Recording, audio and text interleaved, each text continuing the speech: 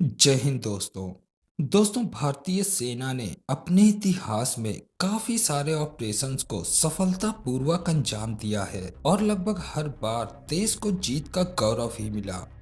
लेकिन एक ऑपरेशन ऐसा था जो श्रीलंका की धरती में लिट्टे के आतंकियों से जाफना यूनिवर्सिटी को आजाद कराने के लिए लड़ा गया।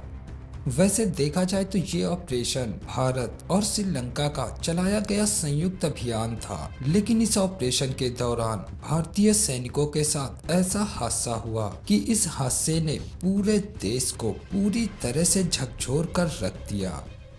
तो नमस्कार दोस्तों, नेशनल फैक्ट के एक और नए एपिसोड में आप सबका स्वागत है। दोस्तों इस कहानी की शुरुआत होती है 80 के दशक से, जब श्रीलंका में गृह युद्ध जैसे हालात थे। चारों ओर खून खराबा मचा हुआ था और ना जाने कितने ही लोग इस गृह युद्ध की भेंट चढ़ चुके थे।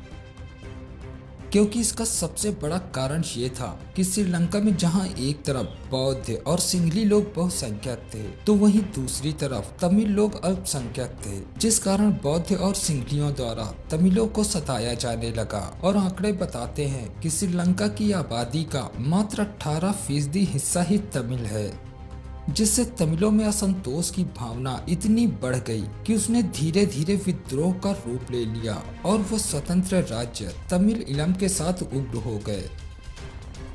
लेकिन श्रीलंका की सरकार ने तमिल इलम की इस मांग को न सिर्फ नजरअंदाज किया, बल्कि तमिलों के असंतोष को सेना के बल पर दबाने की पूरी कोशिश की, जिसके परिणाम ये हुए कि श्रीलंका से तमिल नागरिक बतौर शरणार्थी भारत के तमिलनाडु भागकर आने लगे, जिससे भारत में शरणार्थी संकट और गहराने लगा।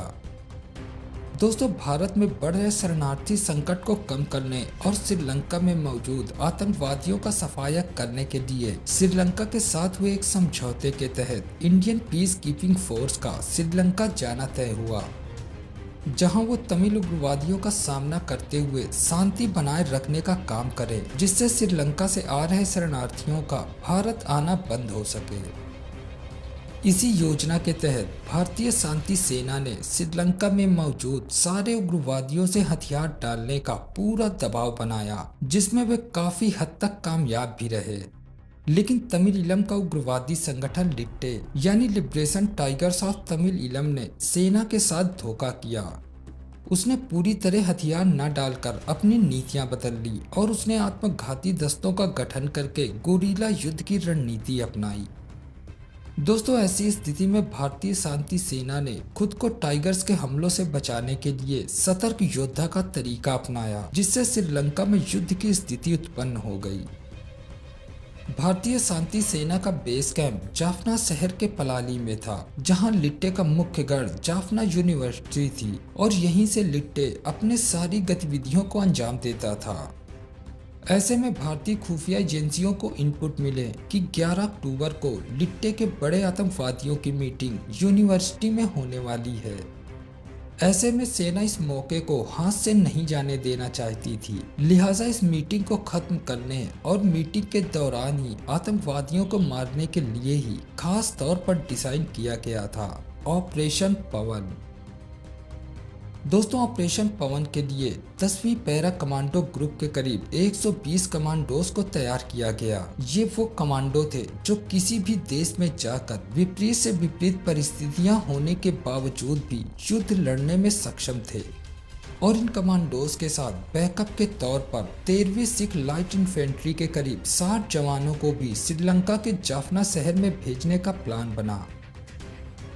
योजना के तहत कमांडो और सेना के जवानों को हेलीकॉप्टर की मदद से श्रीलंका के जाफना यूनिवर्सिटी के पास एक मैदान में उतारा जाना था। लेकिन लिट्टे के कमांडर्स को इस पूरे ऑपरेशन के बारे में पहले ही भनक लग चुकी थी, क्योंकि लिट्टे के लड़ाकुओं ने भारतीय और श्रीलंकाई सेना के रेडियो सिग्नल पकड़ लिए थे, जिससे भारतीय सेना द्वारा किए जाने वाली कार्रवाई का उसे पहले ही पता लग चुका था। उन्होंने खुफिया सिग्नल्स को डिकोड करके जवाबी कार्रवाई करने की पूरी तैयारी बना ली, यानी अब तैयारियां दोनों ही ओर से हो रही थी। फर्क बस इतना था कि भारतीय सेना को ये नहीं पता था कि लिट्टे के आतंकियों को इस हमले की जानकारी पहले ही हो चुकी है।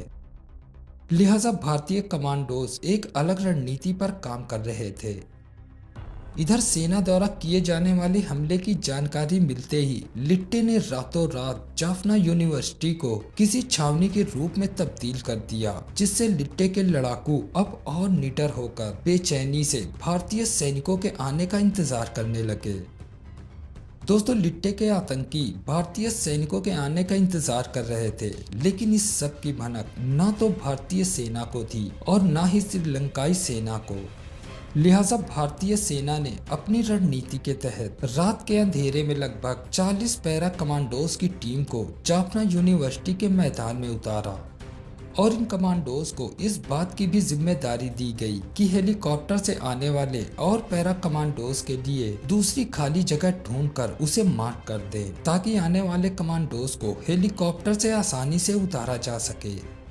लेकिन जब ये कमांडोज अपनी पोजीशन ले रहे थे, तभी पहले से घात लगाए बैठे लिट्टे के लड़ाकों ने इन कमांडोज के ऊपर भारी गोलीबारी शुरू कर दी।